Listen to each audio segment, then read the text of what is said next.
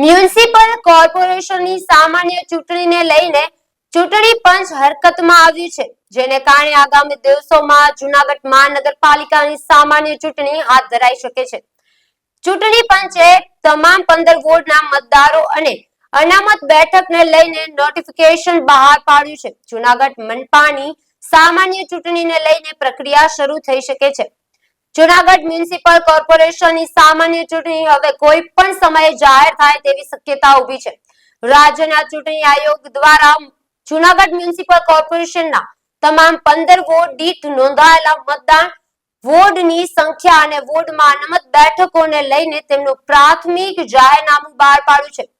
ચૂંટણી પંચ જાહેરનામું બહાર પાડતા જ જૂનાગઢ મ્યુનિસિપલ કોર્પોરેશનની પાછલા 6 મહિના કરતા વધુ સમયની અટકી પડેલી સામાન્ય ચૂંટણીઓ હવે કોઈ પણ સમયે યોજાઈ શકે છે.